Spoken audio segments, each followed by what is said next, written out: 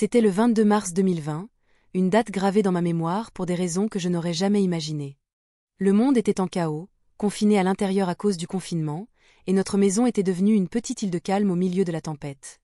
C'était juste moi, Jane Bennett, et mon fils Darcy, un jeune homme qui avait mûri bien au-delà de son âge. Cette journée avait commencé comme toutes les autres, calme et sans incident. Darcy passait plus de temps avec moi ces derniers temps, offrant son aide pour les tâches ménagères et s'assurant que j'étais à l'aise.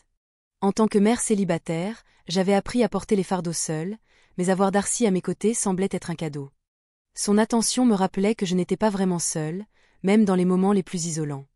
Le soir, je m'assis dans notre modeste salon, ressentant le poids de la journée peser sur mes épaules.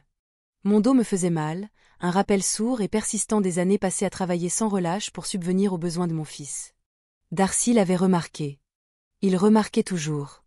Sans un mot, il tira une chaise derrière moi et me demanda s'il pouvait masser mon dos.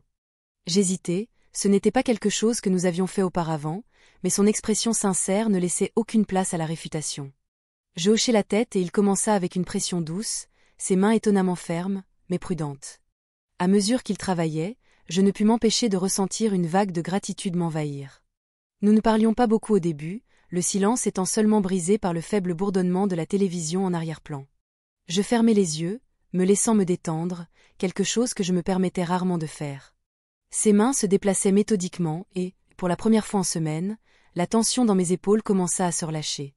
Darcy rompit soudainement le silence, sa voix douce mais assurée. « Tu as fait tellement pour moi, maman. Je ne pense pas t'avoir assez remercié. » Ces mots me prirent de court. J'ouvris les yeux, surprise, mais émue. « Tu n'as pas à me remercier, Darcy, tu es mon fils. Tout ce que j'ai fait, c'était pour toi. » Il s'arrêta un instant, ses mains continuant à se déplacer sur mes épaules. « Je sais, mais ce n'est pas juste ce que tu as fait, c'est qui tu es. Tu es la personne la plus forte que je connaisse. » Je souris faiblement, ces mots réchauffant une partie de moi que je ne savais pas être froide. Je voulais répondre, mais l'émotion me serra la gorge. À la place, je tendis la main en arrière et touchai la sienne brièvement, un geste silencieux de reconnaissance.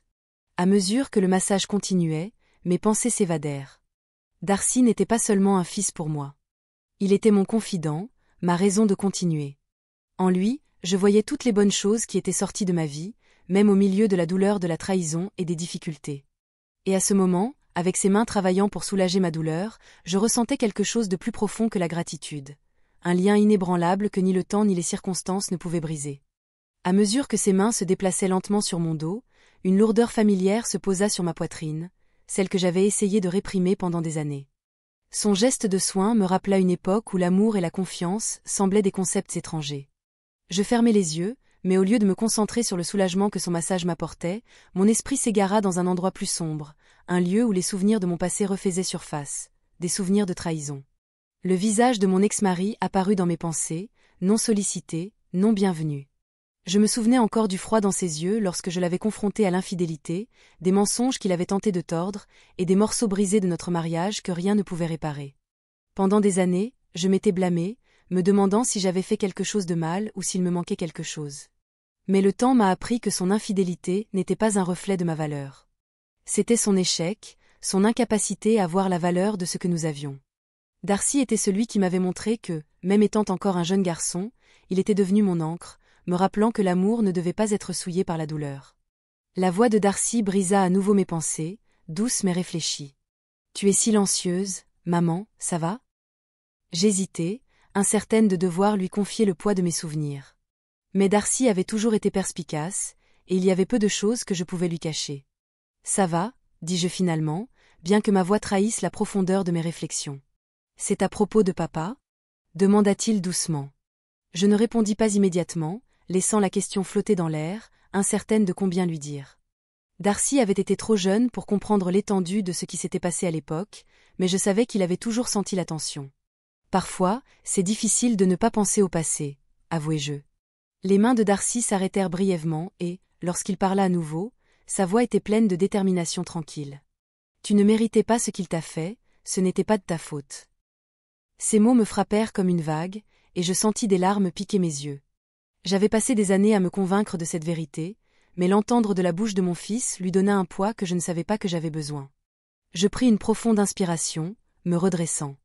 Je sais, dis-je enfin, ma voix plus calme que je ne l'avais imaginé, mais ce n'est pas facile à oublier. Darcy reprit le massage, ses mouvements devenant plus lents, comme s'il canalisait ses émotions dans ses gestes.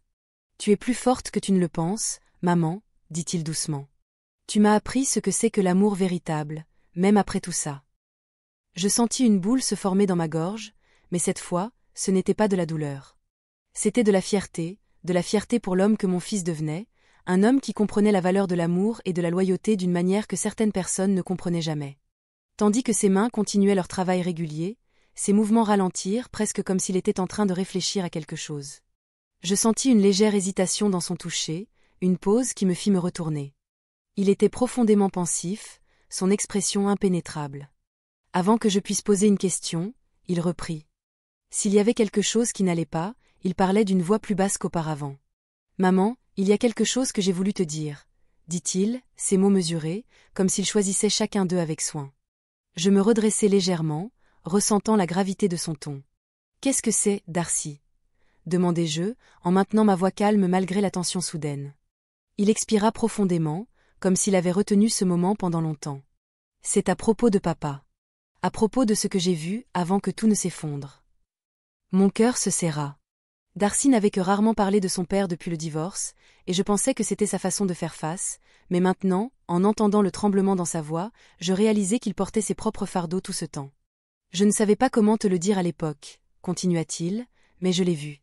Je l'ai vue avec elle, cette femme. Le poids de sa confession me frappa comme un coup, et pendant un instant, je ne pouvais plus parler. J'avais soupçonné que Darcy avait remarqué des choses, mais je n'avais jamais imaginé qu'il en avait été témoin en personne. La pensée que mon fils ait vu la trahison de son père me remplissait d'un mélange de tristesse et de colère. « Oh, Darcy !» commençai-je, mais il secoua la tête, me coupant la parole. « J'étais juste un enfant, » dit-il, sa voix stable mais pleine d'émotion. Mais je m'en souviens si clairement. Il n'a même pas remarqué que j'étais là. Je voulais te le dire, maman, mais je ne savais pas comment. J'avais peur. Je ne voulais pas te faire de mal. Des larmes montèrent dans mes yeux, mais je les clignai rapidement, me concentrant sur la force qu'il avait dû trouver pour enfin partager cela. Tu n'étais qu'un enfant, dis-je doucement, ce n'était pas ta responsabilité de me protéger. Mais tu m'as toujours protégée, dit-il, sa voix brisée légèrement. Même quand tu souffrais, tu ne me laissais jamais le voir. Tu as tout donné pour que je me sente en sécurité et aimée. Je voulais juste faire pareil pour toi. Ces mots frappèrent une corde sensible en moi, et pendant un instant, je n'ai pas trouvé la bonne réponse. Tout ce que je pouvais faire, c'était tendre la main et poser une main sur la sienne, un geste silencieux de compréhension et de gratitude. Darcy, tu ne sais pas à quel point ça compte pour moi de t'entendre dire cela, dis-je enfin. Mais tu m'as déjà donné plus que tu ne le réalises. Ta gentillesse, ta force, ont été mon encre à travers tout. Il me regarda alors, ses yeux remplis d'un mélange de soulagement et de vulnérabilité. Je me suis fait une promesse ce jour-là, dit-il. Je me suis promis de ne jamais être comme lui, de ne jamais faire du mal à quelqu'un comme il t'a fait du mal. Je sentis ma gorge se serrer à nouveau, mais cette fois-ci, c'était de la fierté. Malgré tout ce qu'il avait vu, Darcy était devenu un homme qui valorisait l'amour et la loyauté par-dessus tout. À cet instant, je compris que la douleur du passé ne l'avait pas défini, elle l'avait façonné pour devenir quelqu'un de meilleur. Darcy, tu n'es rien comme lui, dis-je fermement. Tu m'as montré ce qu'est le véritable amour, dans la façon dont tu prends soin de moi, la façon dont tu donnes sans rien attendre en retour. Je ne pourrais pas être plus fière de l'homme que tu deviens. Ses mains s'immobilisèrent un instant, et je vis le poids de mes paroles s'enfoncer en lui. Puis il sourit, un petit sourire sincère qui illumina son visage. Merci, maman, ça signifie tout pour moi. Le moment suspendu entre nous était lourd d'émotion, mais rempli d'un sentiment de guérison.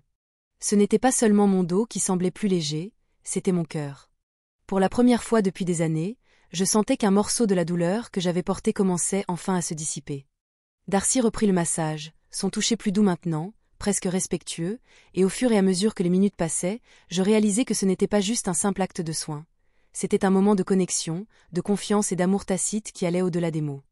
Alors que Darcy continuait le massage, la tension dans mes épaules se dissipait, mais l'émotion qui tourbillonnait en moi ne s'éteignait pas si facilement.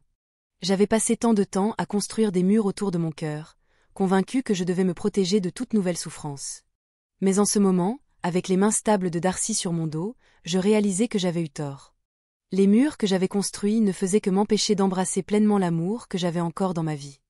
Les années de douleur, de trahison et de chagrin semblaient maintenant lointaines, comme si elles appartenaient à quelqu'un d'autre. J'avais passé tant de temps à me concentrer sur les torts du passé que j'avais oublié les choses justes dans ma vie, l'amour qui avait toujours été là, même dans ses formes les plus silencieuses et subtiles. Darcy était devenu ma raison de continuer, pas seulement parce qu'il était mon fils, mais à cause de la personne qu'il était devenu, fort, attentionné et loyal. Je l'avais vu grandir, passer d'un garçon à un jeune homme, et je pouvais voir maintenant que malgré tout, il n'avait jamais été terni par la trahison que j'avais vécue. Au contraire, il en avait appris. À cet instant, je compris quelque chose qui m'avait pris des années à saisir pleinement. L'amour n'était pas une question de perfection, il ne s'agissait pas de ne jamais être blessé ou de ne jamais faire face à des difficultés. L'amour, c'était être présent même lorsque les choses étaient difficiles, et c'était la loyauté et l'attention, peu importe ce qui s'était passé dans le passé. Maman, la voix de Darcy interrompit mes pensées, douce et hésitante. Je levai les yeux et croisa son regard, et pour la première fois depuis longtemps, je ne ressentis aucun besoin de me cacher. Oui, Darcy. Je suis content qu'on ait parlé aujourd'hui, dit-il calmement. Je pense que ça m'a aidé.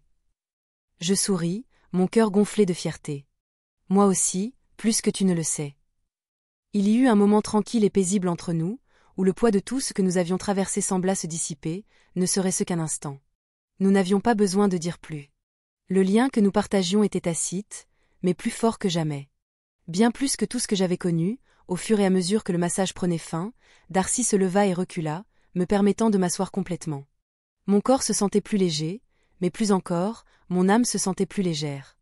Je pouvais ressentir qu'un chapitre s'était fermé pour nous deux, que le poids douloureux du passé avait enfin commencé à lâcher prise, nous laissant de la place pour que quelque chose de nouveau puisse émerger. Merci, Darcy, dis-je, ma voix chargée d'émotion, pour tout. Il sourit, ses yeux doux de compréhension. Toujours, maman, tu n'as pas à me remercier, je t'aime. Je soutins son regard et, à cet instant, je savais que, peu importe ce que la vie nous réservait, nous y ferions face ensemble, et cela, plus que tout, suffisait. Lorsqu'il quitta la pièce, je restai dans le silence, réfléchissant au chemin parcouru. Le passé serait toujours une partie de nous, mais il ne nous définissait plus. Nous avions trouvé un moyen d'avancer, non pas en oubliant, mais en guérissant, à travers l'amour et le soutien indéfectible que nous nous apportions mutuellement. La douleur de la trahison n'avait plus de prise sur moi. Ce qui restait, c'était le lien profond et inébranlable entre une mère et son fils, un lien que rien ne pourrait briser.